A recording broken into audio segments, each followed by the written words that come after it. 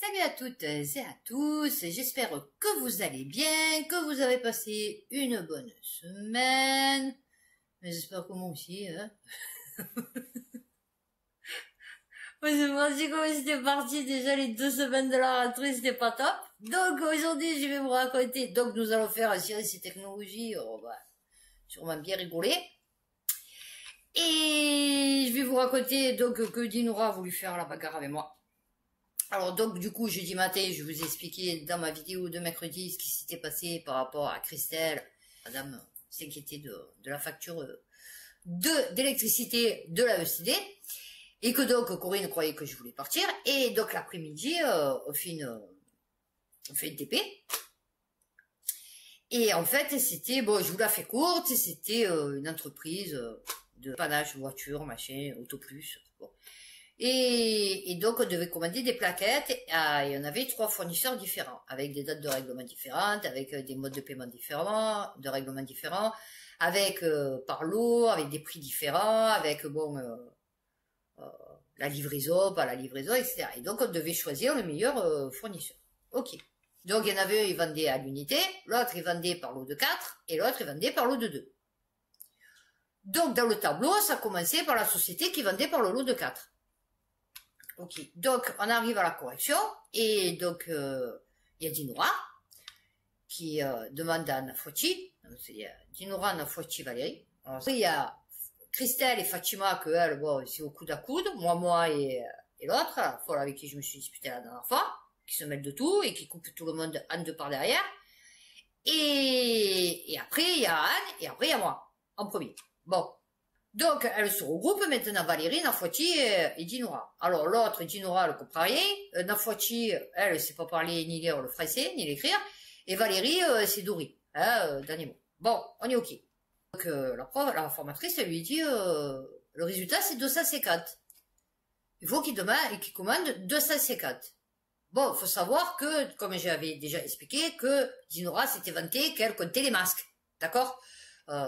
Les masques à oxygène, donc chaque fois j'ai putain, l'hôpital, je le plains, tu vois, heureusement, et j'espère que je n'être jamais allé dans l'hôpital là où elle était. Bon.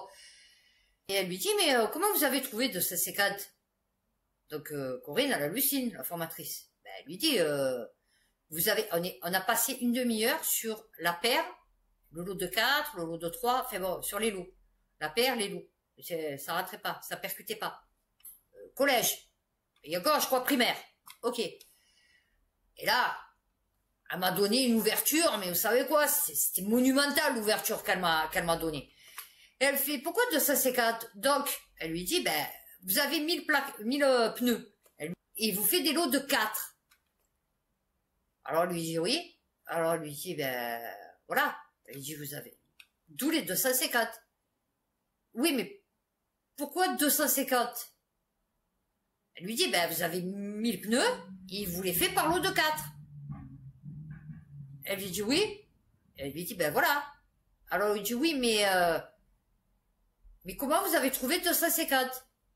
Et du coup, moi, je pète un câble, je suis là, je suis en train d'écrire, et tu entends, ben, ma foi, parce que peut-être que 1000 divisé par 4, ça fait 250. J'ai dit, bah, après, ça, c'est niveau primaire. Mais bon, après, si tu sais pas faire une division, qu'est-ce que tu veux que je te dise, moi, de plus? Et c'est parti sur ça. Ouais, j'en ai marre de tes réflexions, tu es toujours plein de réflexions. Je parle jamais à cette fille. Moi, c'est bon, je commence à en avoir marre. Je fais que réflexion, j'ai dit, je te calcule pas, j'ai dit, d'où je parle de tes réflexions. J'ai ma foi, tu sais pas combien ça fait 1000 divisé par 4, j'ai dit, non, mais il faut arrêter. J'ai dit, oui, j'ai dit, alors, je fais des réflexions, j'ai dit, toi, tu m'as bien coupé en deux par derrière. J'ai dit, c'est quoi le problème? Elle me dit, ouais, pourquoi? Parce que le jour où j'ai pas voulu te donner mon numéro, j'ai dit, lol, j'ai dit, mais que j'en ai à foutre de ton numéro. J'ai dit, tu crois que je bonne sur toi ou quoi? J'ai dit, non, j'ai dit, le premier jour, quand tu es parti, que tu as pris le train avec les autres, et que tu es allé dire, oh putain, j'espère qu'elle va pas venir, celle-là, parce que je peux pas me la voir. J'ai dit, tu crois que c'est parti de ton numéro? J'ai dit, c'est pas, j'ai dit, mais on me l'a balancé. J'ai dit, ah ouais, c'est ça le problème, c'est que tu savais pas qu'on me l'avait balancé. Ouais, je sais même pas de quoi tu me parles et tout. Mais maintenant, si tu veux, on se bat. J'ai dit, ah, mais j'ai dit, c'est une blague. J'ai dit, tu crois que je vais perdre mon temps à me battre avec toi? J'ai dit, non, mais lol. Et du coup, genre, elle prend une trousse.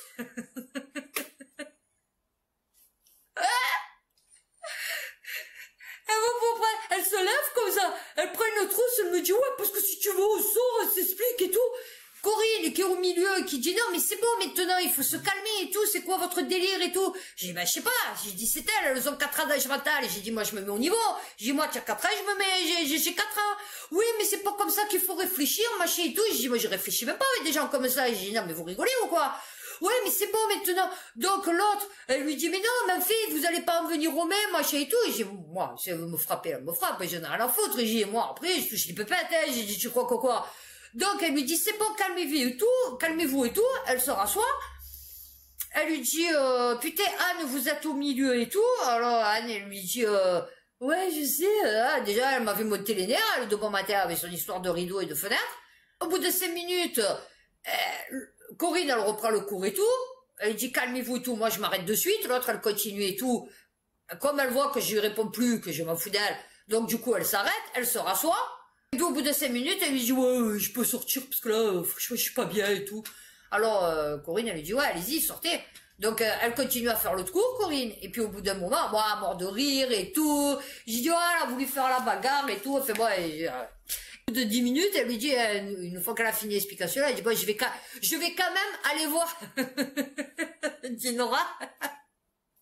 Après elle est revenue, après comme elle comprenait rien. Ces histoires de comptage, bon, du coup elle sait même pas compter, elle sait même pas faire une division, et du coup ouais, moi j'y arrive plus, ça y est là j'ai le cerveau il est embrouillé et tout, voilà ce qui s'est passé jeudi. Donc Dinora a voulu me bagarrer, a voulu me laisser sans trousse. Oh là là là là, mon Dieu, qu'est-ce que j'ai eu peur, et j'étais mort de rire le soir, je suis rentrée, j'ai dit à mon fils, putain, Dinora, elle a voulu me bagarrer, elle a voulu faire la bagarre et tout. Oh, Dinora, elle faisait la bagarre. Enfin bon, voilà, j'ai traqué. C'est pas fini, hein, je vais pas arrêter.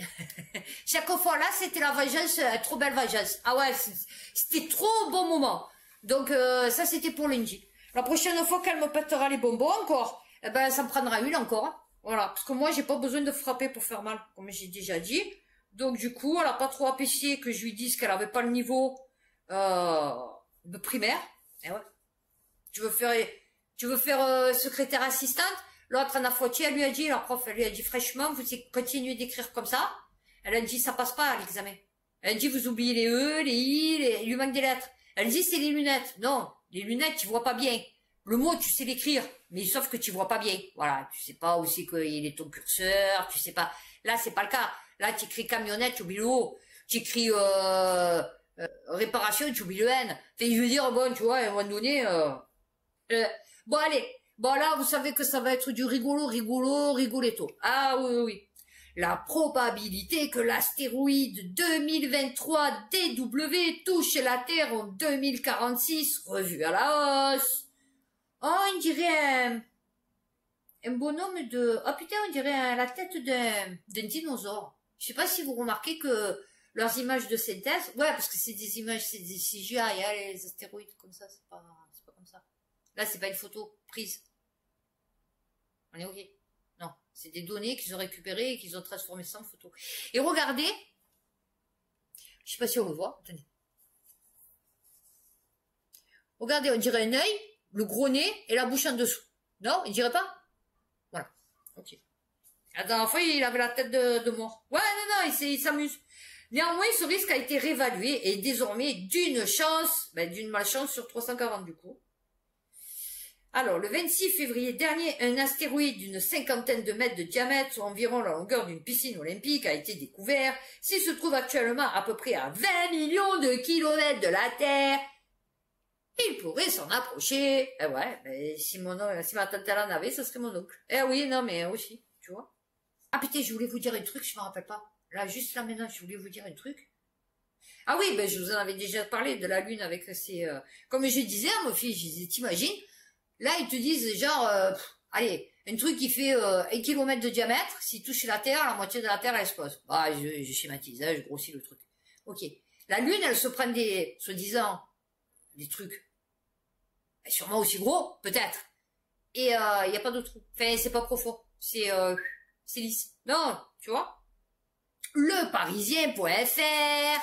Non, mais je savais pas que ces journaux se lançaient dans l'humour. Un ovni Oumuamua Un cadre du Pentagone évoque un vaisseau mère extraterrestre. Une nouvelle étude tempère. Ah ouais. Ah mais non, parce qu'il ressemble au Faucon Millenium. Ouais, je vous jure. Ah, je vous jure, il ressemble au Faucon Millenium. Ah, vous voyez? C'est pour ça. C'est parce il s'est dit, oh putain, ça y est. Il s'est pris pour Star Wars, dans Star Wars. Eh oui, non mais... Pourquoi SpaceX détruit délibérément ses satellites Starlink de nouvelle génération? Frandroid.com. Ben, parce que peut-être c'est de la merde. En février 2023, SpaceX a mis en orbite 21 satellites. Ouais, ça fait... Comme ils l'ont fait, ça fait 3D. C'est délirant. Ah ouais, c'est trop beau. 21 satellites Starlink de nouvelle génération dans l'espace à bord d'une fusée Falcon 9. Ces satellites, qui sont environ 2 fois plus lourds, environ 790 kg, devraient pouvoir proposer 4 fois le débit de données de la première génération. Ils vont également permettre la communication par satellite via des smartphones, ainsi que... Mais je croyais que quand on téléphonait, c'était les satellites. Mais qu'est-ce qu'il nous raconte, lui? Comment la communication par satellite via des smartphones? Ça va permettre... Ben ça alors, on nous aurait menti. Oh, ainsi que d'autres appareils mobiles, mais également des véhicules comme les voitures. Oh ben ça aussi, c'est pas par satellite. Oh mais ça alors? Mais comment on fait? Oh, c'est peut-être par antenne. Eh ouais, au sol. Eh ouais, c'est con, hein. Eh ouais, c'est con, hein. Oh, tout ce qu'on vous dit, oui, la géolocalisation par satellite et tout. Eh ben non, là, ils vous disent. Mais également des voitures. Eh ouais. Eh ouais. C'est con, hein. Cependant, tout ne se passe pas comme prévu. Les experts ont rapidement observé que les nouveaux modèles Starlink V2 Mini se comportaient de manière inhabituelle, peu de temps après leur lancement. Ah ouais, ce que je vous ai dit, c'est de la merde. Comme le confirme Elon Musk, une partie des 21 satellites va donc être détruite. Oh bah oui. Le développement de la constellation Starlink, 40 000 sont prévus. 2600. Ah. Non, c'est bien parce que depuis 40 ans, on vous dit que les téléphones, c'est par satellite. Là, les voitures, on vous dit bien sûr que c'est par satellite.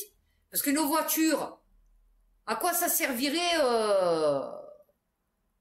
les antennes relais si c'est pas pour le Wi-Fi, fait la connexion, tu vois, Internet. On est OK? Pour les localiser aussi, on est OK, d'accord? Donc du coup, la localisation, le GPS, c'est pas avec des satellites. Voilà, voilà. Ah ouais, c'est con, hein. Clubic.com. L'IA va bien remplacer les travailleurs, et ce, plus vite que prévu. Mais lesquels? Alors, il devait remplacer les robots, enfin les humains par des robots, et nous, on devait toucher les pépettes des robots, en fait. Parce que du coup, et jamais. Ah ouais, non, les robots, non, ils payent pas de taxes. Ah ouais. 300 millions d'emplois sur la suite. Mais c'est rien. C'est pas grave. Alors, 80% des métiers verraient au moins 10% de leurs tâches effectuées par ChatGPT. Bah, c'est magnifique. Bon, oui, on en fait au mieux ce poste. Oh, ouais, ça, ils ont dû prendre ma doctrine. C'est la question sur... Moi, je suis faite pour ça, pour lire. Tu vois, oui, voilà. C'est la question sur laquelle a travaillé la Goldman Sachs. Ah, d'accord. Des employés plus productifs, il pourrait y avoir plusieurs façons de remplacer les salariés. L'une serait tout simplement de mettre l'IA sur le siège précédemment occupé par un être humain. L'autre serait d'utiliser les gains de productivité permis par la technologie pour réduire le nombre de bras employés par une entreprise. Ah oui. Et donc il y aura de plus en plus de chômeurs. Ah ouais. Non, c'est bien. Je sais pas comment... What the fuck. Je sais pas comment, parce que du coup... il va falloir, à un moment donné, ouais, effectivement, qu'ils réduisent la population. Eh ouais. Et oui, parti dans ce projet-là, il va falloir qu'ils réduisent la population, parce que qui c'est qui va payer si c'est pas les riches, pour les pauvres, du coup, qui auront plus de boulot? Parce que bon, ça sera remplacé par des chap GPT, des chap GPTO. Alors, du coup, celui-là, rigolo aussi. Dans un trou noir, l'espace et le temps existent-ils encore? Alors là, ils vont te dire que oui ou non. Comme s'ils le savaient. Non, parce que déjà, le trou noir, pour le voir, ça a été compliqué. Mais ils savent ce qui se passe à l'intérieur. Eh ouais. Je sais pas comment, pourquoi, mais ils le savent. Alors, c'est la question de la semaine. Je vous ai dit scienceetavenir.fr. Voyage au centre d'un trou noir. Eh ouais. Ah ben là, il se base sur Interstellar. Voilà. Oui, non, parce que c'est la ref. L'une des péripéties du film Interstellar. Eh oui, c'est ça. Alors, et c'est rien, peut-être, ou peut-être pas. Voilà. Ah, d'accord. Car surchauffé à des millions de degrés, ils en savent rien. Ils savent rien. Le disque de matière qui gravite généralement autour de tels trous noirs supermassifs émet des rayons X délétères.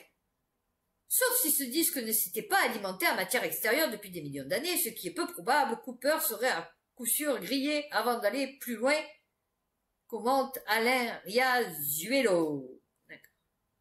L'espace entre l'horizon et le centre est donc noir. Vide. Ah oui, non, mais il n'y a que du vide. Tu sais, moi, chérie, la nature, elle a horreur du vide. Dans l'espace, il ne peut pas y avoir de vide. D'accord? Il y a toujours un truc qu'il y a, en fait. Les forces de marée, ce sont les effets dus à l'attraction différentielle des points de solide. Pas du tout. Alors, pourquoi le lac Léman, il n'y a pas de marée? Pourquoi la mer Méditerranée, il n'y a pas de marée? Pourquoi la Lune, elle ne passe jamais au-dessus? C'est ça? Nous, on voit jamais la Lune. Là, je sais pas. Pourquoi là, il n'y a pas de marée dans la mer? Parce que c'est pas assez profond? C'est que dans les océans? Mais puisque c'est la Lune qui déforme, qui attire l'écorce terrestre, qui la gonfle, elle devrait la gonfler de partout. On est OK? Alors, celui qui peut me dire pourquoi dans la mer ou dans les grands lacs, qui sont aussi grands, les Titicaca, là, je sais pas quoi, les fleuves Amazon, machin et tout, pourquoi il n'y a jamais de marée? Et là, on peut pas me dire c'est l'eau douce ou l'eau de mer, parce que la mer Méditerranée, désolé, mais c'est une mer. OK? Donc, du coup, de la mer, de la Terre est étirée dans le sens de l'axe Terre-Lune. Eh ouais. Alors déjà, comme ça, c'est de la merde. Dans le cas d'un trou noir, la puissance de cet effet détermine l'étirement du corps qui s'en approche. Moi, on m'avait dit que c'est du 3D, tu passes en du 2D. C'est-à-dire, en fait, que genre, dans l'intérieur d'un trou noir, c'est en fait que des données. Ça peut pas être matériel, tu vois. Il n'y a rien de matériel dans le trou noir. C'était à Discovery Science, je sais pas quoi, que j'avais vu ça. Les théories fumantes. Ah non, celle-là, je vais la regarder pour après. Ah ouais, non, celle-là, elle est rigolote. Ah ouais, non, je vais lui mettre un petit piou-piou. Alors, ah, mais, donc celui-là aussi, parce que ça parle du même truc. Non, non, parce que là aussi, question, hein. France-TV-info.fr, découverte d'un trou noir gigantesque, archaïque et mystérieux. Ah ouais. Ouais, parce qu'il a une espèce de coiffe, avec une canne. Non, j'en peux plus, moi. C'est de loin le plus vieux trou noir jamais découvert. Il était déjà là quelques 500 millions d'années après le Big Bang. Mais comment tu peux savoir? Putain, le Big Bang, c'est quoi? 14 milliards d'années? Putain, 10 milliards, 12 milliards, 22 milliards. Il est énorme, 10 millions de fois la masse du soleil. Et normalement, il n'a rien à faire là. Eh ouais, c'est quoi, hein? Ah ouais, c'est trop con. Eh ouais, parce que chaque fois, vous partez dans des délires. Et après, à un moment donné, vos délires, ils suivent pas parce que par rapport au réel. Eh oui, ce que j'avais dit une fois dans une vidéo, entre le réel et la théorie, eh oui, l'observation, voilà, c'est ça. Et vous observez des trucs qui n'ont aucun rapport avec ce que vous avez dit, avec des données mathématiques, comme si l'ordinateur, il pouvait prendre en compte tout ce qui régit l'univers. Tu vois, non, non, mais... Appel auraécologie.fr. Les scientifiques continuent de chercher les raisons pour lesquelles les cybercriminels rendent certains télescopes spatiaux inutilisables. Oh, c'est parce que, et alors je vais faire ma complotiste, c'est parce qu'on risque de voir des trucs qu'il faudrait pas qu'on voit. Comme comment il s'appelle? Le Chevalier Noir. Vous savez pas ce que c'est le Chevalier Noir? Cherchez. Grâce aux télescopes spatiaux placés à des, comme il avait dit Reagan avec des navettes, comme dans 2012. Le truc là, catastrophe. Il s'agit d'une technologie très coûteuse qui nécessite également les meilleurs soins pour durer de nombreuses années. Or, depuis des semaines, une série de cyberattaques a mis hors service les connexions à distance d'importants télescopes spatiaux de la National Science Foundation dans le monde entier. Alors, poursuit ses efforts pour enquêter avec diligence et résoudre l'incident de cybersécurité survenu. Ah ouais, parce que j'en ai reçu un aussi de Pôle emploi. Le 1er août sur ses systèmes informatiques. Cet incident a entraîné l'arrêt temporaire des télescopes Gemini Nord et Sud et de certains télescopes plus petits à Cerro Tololo au Chili. Notre personnel travaille Tololo. Ouais, Tololo. Alors, il ne sert à rien de construire la forteresse la plus solide et la plus impénétrable du monde si l'on oublie de verrouiller ne serait-ce qu'une seule porte ou fenêtre. Et ouais. Bon, ben voilà, vous savez que maintenant, même les télescopes, ils sont hackés. Non, non, c'est bien. Pourquoi le soi-disant... Alors, quand je vous disais que la plupart des études, vous voyez, des labos, des trucs de technologie disent, ouais, notre truc, il fonctionne, notre truc, il est au top. Pourquoi le soi-disant supraconducteur LK99 qui a divisé la communauté scientifique est finalement une imposture? Ah, c'est bien. Géo.fr. Qui devait permettre de fortement diminuer notre consommation d'électricité, n'est en fait pas un matériau supraconducteur, une affabulation due au manque de professionnalisme de l'équipe de recherche sud-coréenne qui l'a découvert. Ben bien sûr. Un matériau théoriquement incroyable. Ah, je l'ai pas lu celui-là. Un premier supraconducteur à température et pression ambiante. Oui, je crois que c'est ça. Que dans n'importe quel... de l'eau, du truc, froid, chaud, il pouvait supraconducter. Ah ouais. Alors, pouvait par-dessus le marché être synthétisé à partir de cuivre, de plomb, de phosphore et d'oxygène, des composés peu coûteux. Ah bah oui, le top. La pierre philosophale. Avait fait annoncer 2 propriétés spéciales du air qui expliqueraient alors la lévitation au-dessus d'un aimant et des baisses abruptes de sa résistivité. D'après l'article, une température précise de 104,8 degrés devait faire s'effondrer la résistivité de 0,02 ohms par centimètre à 0,002 ohms centimètre. J'avais oublié. Mais selon Prashant Jain, chercheur à l'université, alors il s'agit d'un phénomène causé par l'impureté du composé. Ah ouais, c'est parce qu'il était tout pourri en fait. Un isolant plutôt qu'un supraconducteur. Ouais, le truc, ah ouais, aucun rapport à la choucroute. Non, mais... semble avoir des propriétés uniques, une équipe allemande qui est parvenue à synthétiser des cristaux purs de LK99 sans dépôt de sulfure de cuivre, a pointé du doigt que sous cette forme, le matériau n'est pas un supraconducteur mais un isolat avec une résistance de plusieurs millions d'ohms. Ah ben, c'est bien. La question con. Ah ouais, c'est la question con. Non, alors là, on est passé au niveau au-dessus de la blonde. Ouais, non. Pourquoi créer des moustiques phosphorescents?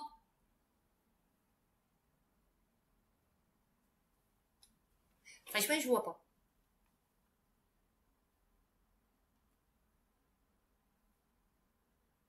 Non, je vois pas.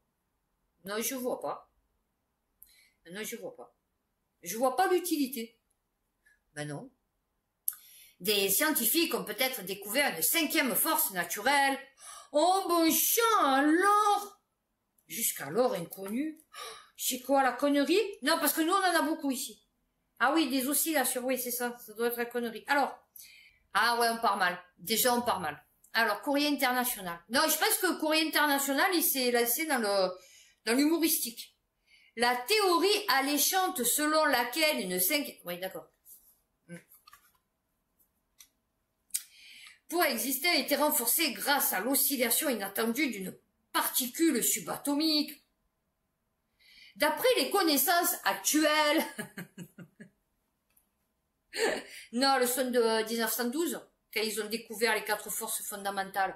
Ouais, 3 d'entre elles, la force électromagnétique, la force nucléaire faible et la force nucléaire forte, étant expliquées par le modèle standard de la physique des particules, le modèle n'explique pas la 4e, la force gravitationnelle, mais son existence est avérée. Ils peuvent pas expliquer une chose qui existe, mais comment ils ont pas Newton et la pomme? Il s'est pas pris la pomme? Il s'est pas pris nos pommes qui tombaient? Ouais. Et c'est pas ça qui a prouvé, parce que quand tu lâches une pomme, elle tombe. Et c'est pas ça qui a prouvé la gravité. D'accord. Moi, je croyais qu'on était au fait depuis Newton. Ah oui, la gravité existe. C'est pour ça que quand tu fumes, la fumée, elle s'envole. Ah oui, non, non, parce que du coup, la masse attirée par la particule. Ouais, ouais, ouais. Et, d'accord. Que font des muons dans un champ magnétique? Bah, je se demande, hein. Oh bah ouais. Des particules élémentaires similaires à des électrons, mais 200 fois plus lourdes, se déplacent dans un champ magnétique. Oh, les muons se comportent un peu comme une toupie en tournant autour de l'axe du champ magnétique. Cependant, lorsque les muons se déplacent, ils aussi, oh, ils dansent. Pout, pout, pout, pout, pout, pout, pout. Et par contre, quand ils sont debout, ils tournent. Non, mais c'est rigolo. Ah ouais, non, ils devraient nous faire un petit... ils ont pas fait petites images avec des petites jambes. Avec qu'il y a une cinquième force, mais bon, c'est pas laquelle, mais il y a une cinquième force. Géo.fr. Des chercheurs chinois indiquent avoir réussi à concevoir un nouveau laser qui métamorphose la défense antiaérienne. Les lasers peuvent être utilisés comme des armes depuis des décennies. Ah bon? Ah ouais? Mais surchauffent très facilement, limitant considérablement leur utilisation. L'université de Changsha pense avoir réussi à diminuer, l'émission de chaleur et à révolutionner ce secteur de l'armement. Ah oui, non, parce que tu peux pas t'en servir pour autre chose. Et ouais, non, bon, non, tu me diras, pourquoi vouloir couper en deux le truc ou le faire exploser à distance, par un rayon, se tirer de missiles? Ouais, parce que quand même beaucoup plus écologique. Oui, oui, non, beaucoup plus écologique. Alors, une arme laser est dans l'ensemble un rayon de lumière produit à l'aide d'atomes. Oh, des atomes sont excités à un haut niveau, bon, je sais pas quoi, d'énergie. Ah, pardon. Via un milieu amplificateur, gaz, cristal, et sont ensuite exposés à un photon, c'est tout. Ils se désexcitent et produisent alors eux-mêmes un photon similaire à celui qui les a touchés, aboutissant au fur et à mesure à un laser. C'est fou quand même, hein, des trucs. Mais je suis sûre qu'en fait, ils expliquent ça, mais peut-être que ça n'a aucun rapport avec ça. Non, mais, ok, ça marche, enfin, ça fonctionne, mais je veux dire, c'est fou quand même.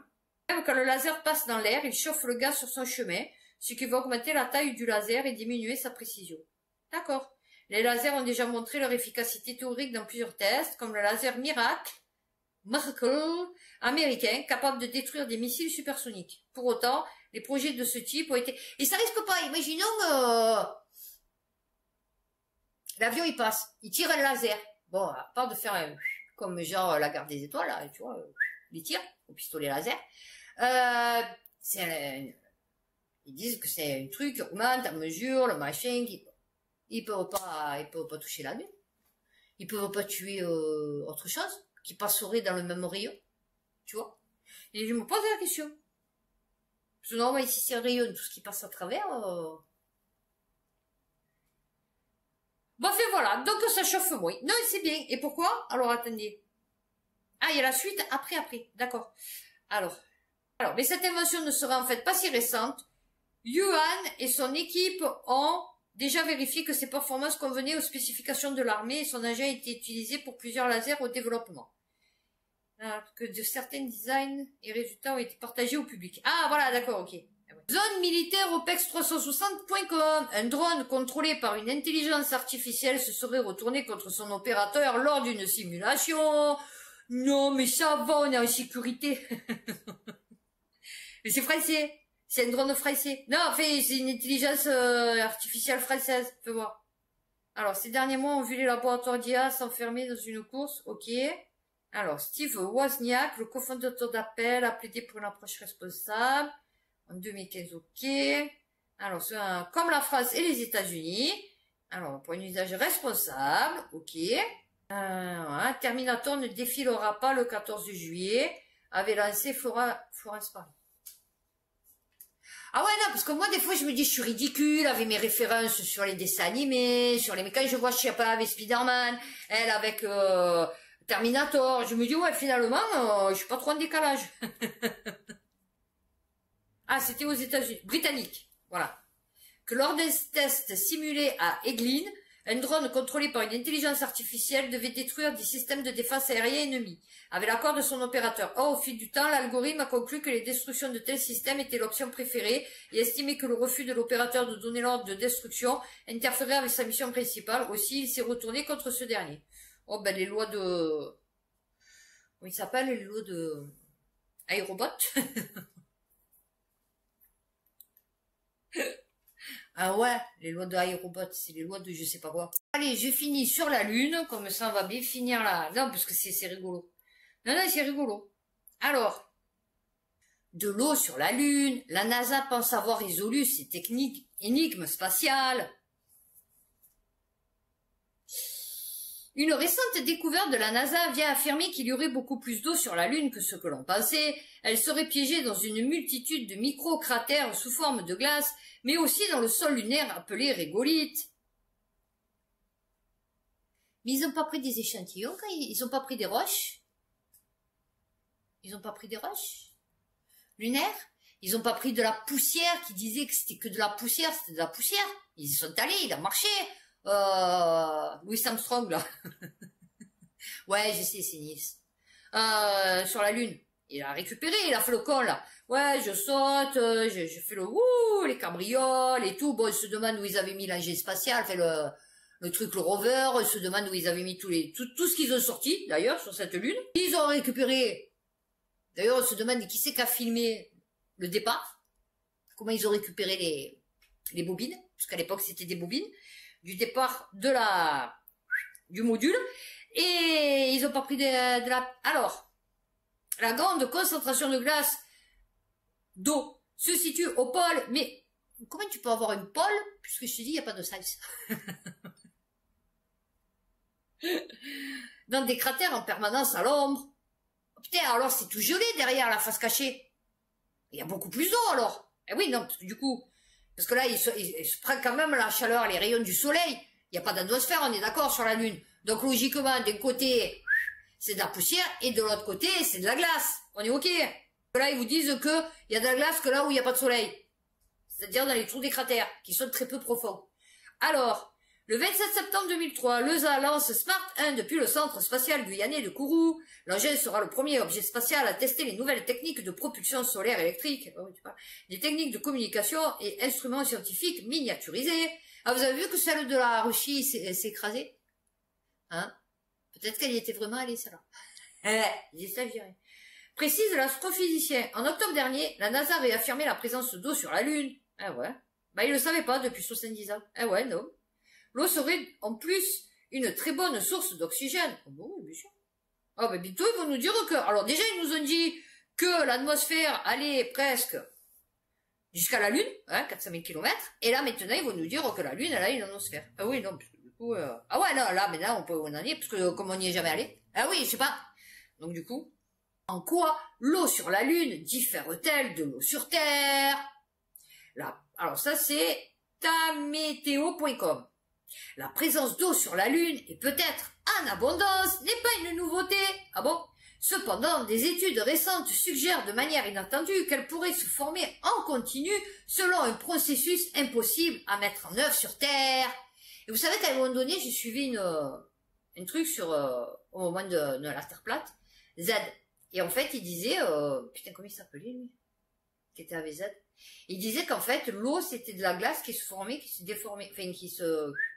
Bon, qu'en vérité, c'était pas une boule, machin et tout. Et il disait qu'en fait, c'était de la glace. Parce qu'en fait, on voit pas la rotondité de la Lune, éclairée par le soleil. Parce que logiquement, le soleil, selon comme il t'éclaire, normalement, tu devrais voir des ombres, tu vois, si elle est ronde. Et là, en fait, comme elle était pas, enfin, il y avait pas d'ombre portée dessus. Donc, du coup, il disait, que c'était un disque, en fait. Et que c'était un disque qui se formait, qui se déformait. Il y avait une trame, genre, tu vois. Et que tous les 28 jours, elle se formait, ça fondait, ça se remettait, ça refondait, ça se remettait. C'est pas con. Parce que là, du coup... ah ouais, je suis parti loin, moi. Oulala, moi, vous savez, je suis parti loin. Oula. Alors, la quantité d'eau totale d'eau sur notre planète n'est pas très importante. On peut même dire qu'elle est relativement faible. Sa masse ne représente que 0,2 de la masse totale de la Terre. Ouais, d'accord. Ouais, mais on vit pas... Enfin, on peut pas vivre à l'intérieur de la Terre. Enfin, tu vois, enfin, je veux dire... Qu'est-ce qu'il raconte, lui? Mais c'est quoi encore ce délire?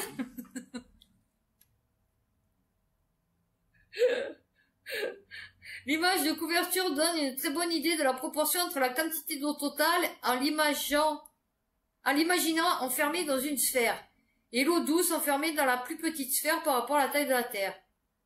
Alors, d'où vient l'eau sur la Terre? L'origine de l'eau sur la Terre a fait l'objet de nombreuses études, en particulier, au départ, on pensait que l'eau venait de l'espace. Et maintenant, c'est l'eau était déjà présente dans le disque protoplanétaire. Ah ouais, d'accord.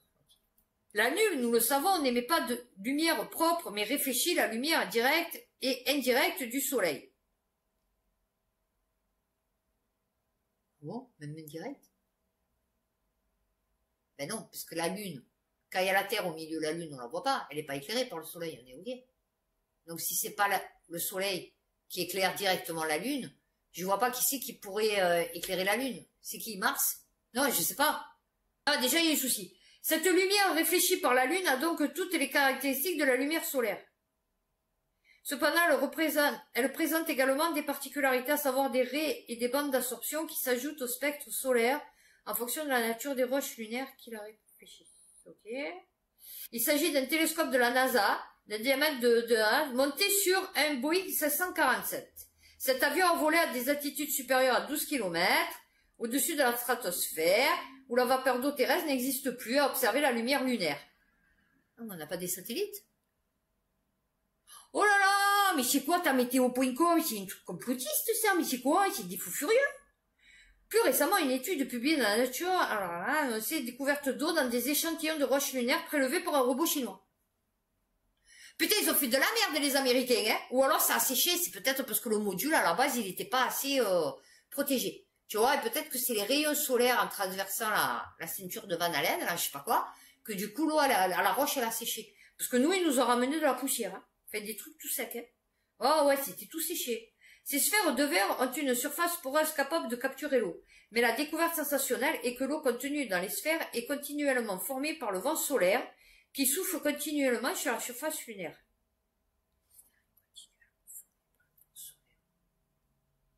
Je croyais que le vent solaire, il était destructeur.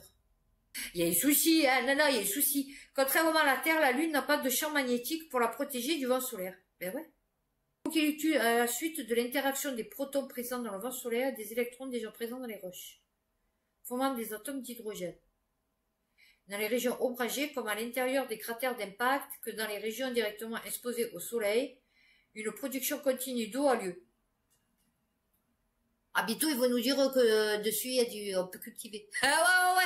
Vous allez voir qu'ils vont nous dire qu'il y a des champs vous allez voir que dans 20 ans, 30 ans, bon, si un jour on y retourne, parce que du coup, c'est très compliqué maintenant, je sais pas pourquoi d'y retourner, vous allez voir qu'ils vont nous dire qu'il y a de la vie sur la Lune. Non, vous allez voir qu'ils vont nous dire il y a des mousses, vous allez voir qu'il y a une atmosphère. Non, mais parti comme on est parti. Et on va finir donc sur celle-là. Du coup, on vient de découvrir ce qu'était la Lune. Ouais, non. Alors, les Américains, donc, du coup, là, du coup, ils y sont jamais allés, hein. Ah oui, non. Chandrayaan 3 a pris la température de la Lune, et elle est inattendue. Oh, elle est froide. Oh, tu vas voir qu'elle est froide. Attends. Moins 10 degrés. Et 60 degrés Celsius ont été enregistrés. Entre moins 10 degrés et 60 degrés Celsius. Voilà. Alors, qui vont permettre de comprendre le comportement thermique de la surface de la Lune. Alors, ces observations importantes pour le futur de l'exploration. Ah bah oui, parce qu'on n'y est jamais allé. Alors, les informations récoltées, ok. Une sonde de température équipée d'un mécanisme de pénétration contrôlé capable d'atteindre une profondeur de 10 cm. Non. L'ISRO précise également que les températures ont été prises au niveau de la surface de la Lune et à différentes profondeurs. Alors, attends. Alors, donc, c'est-à-dire que la surface de la Lune, elle doit être, à mon avis, à 60 degrés, puisqu'elle est directe en face du Soleil, et que, donc, 10 cm plus bas, elle est à moins 10 degrés. Donc, ça, peut-être c'est une boule de glace. Tu sais, c'est comme les boules de... Comment on appelle ça? Toi, tu crois que c'est du sable, par exemple. Alors, peut-être pas du sable, parce que du coup, de la poussière, de la terre. Et en fait, dessous, c'est de la glace. Tu vois ce que je veux te dire? Tu as compris mon... Genre, une boule de neige sale. Tu vois ce que je veux te dire? Tu vois, c'est une boule de neige. Et tu la roules, par exemple, dans de la terre. Tu vois? Et ça devient sale. Enfin, tu crois que c'est une boule de terre. Et en fait, non, c'est de la glace. Ben, peut-être c'est ça, en fait. Peut-être qu'en fait, le sol... C'est pour ça que les cratères, ils sont pas profonds, parce qu'en fait, le sol, il est hyper dur. Et peut-être c'est de la glace super dure. Parce que Bon, on sait pas, on n'y est jamais allé. Et ouais, et là, ils ont creusé qu'à 10 cm. Donc, non, mais le pôle sud est également considéré comme un lieu prometteur pour l'exploration humaine, d'accord, de la Lune, et pourrait jouer un rôle, ok. L'équipe de scientifiques prévoyait initialement une fourchette de température comprise entre 20 et 30 degrés Celsius à la surface. Finalement, les chiffres sont largement supérieurs, avec une maximale enregistrée à 60 degrés au-dessus du sol. De quoi déconcerter les experts et rendre le pôle sud de la Lune encore plus intriguant qu'il ne l'était déjà. Je vous dis, il y a problème. Ah, il y a souci. Ils nous ont fait croire des trucs qui n'existaient pas. Quand vous savez qu'on est toujours sur Newton, alors que là, ils viennent de vous dire que la gravité n'existe pas. Enfin, on la constate, mais c'est pas l'expliquer. C'est que Newton, il a rien expliqué du tout. Donc, c'est pas avec sa pomme qu'il est tombé sur un coin du crâne que, fait d'ailleurs, ça a dû lui faire une bosse, c'est peut-être à cause de ça que, bon, on en est là. Mais, je pense qu'on peut plus, tu vois, c'est comme Darwin. On peut plus écouter des mecs du 14e siècle, quoi, du Moyen-Âge. Ça y est, c'est bon, on est en 2023, tu vois. À un moment donné, il faut passer à autre chose. Tu as vu, c'est quand même un peu les trucs archéologiques, l'histoire et tout. Je pense qu'il y a un problème de datation, tu vois. Je pense qu'à un moment donné, ils se sont bourrés. Et comme ils peuvent pas, tout changer, du coup, voilà. Donc, ils essayent de transformer, tu vois, parce qu'au début, l'espace, c'était du vide. Alors, au début, c'était de l'éther. Donc, c'était plein, puisque la nature aurait du vide. Donc au début c'était plein, c'était ça qui donnait la vie, machin et tout. Enfin, bon, et puis bon ça c'était dépassé, donc voilà. Et donc ils ont dit que c'était vide. Mais maintenant il y a de la matière blanche, il y a de la matière noire, parce que justement il n'y a pas de vide. Il peut pas y avoir de vide. La nature aurait du vide, c'est pas possible. Ça n'existe pas dans la nature le vide. Donc voilà. Donc c'est pour vous dire qu'en vérité vous aurez expliqué des trucs pendant des dizaines et des dizaines d'années, voire des centaines d'années, sur des trucs que déjà avaient sorti. Ils se sont dit, ouais, bon, on va prendre celui-là, parce que du coup, c'est celui-là le plus, voilà, lambda, on va dire. Les gens, ils vont y croire, parce que bon, comme ils sont fatigués du cerveau, donc on va leur dire que tu descends du ciel, ils vont être contents. Que, ben, c'est la gravité, c'est une pomme qui tombe sur la tête de mec, et que, bon, c'est comme ça qu'on prouve la gravité. Enfin, bon, voilà. Et en fait, ça passe, qu'on est allé sur la Lune, alors que là, ils viennent de faire des découvertes sensationnelles sur la Lune, justement. Eh ouais. Non, j'aime bien qu'on nous prend bien pour des cons. Bon, ben voilà, ben écoutez, j'ai fini cette vidéo, j'espère qu'elle vous aura plu, qu'elle vous aura quand même informé. N'hésitez pas à liker, à vous abonner, et ben d'ici là, prenez soin de vous, passez un bon week-end, prenez soin de vous, faites attention à vous, et puis ben à bientôt pour une prochaine vidéo.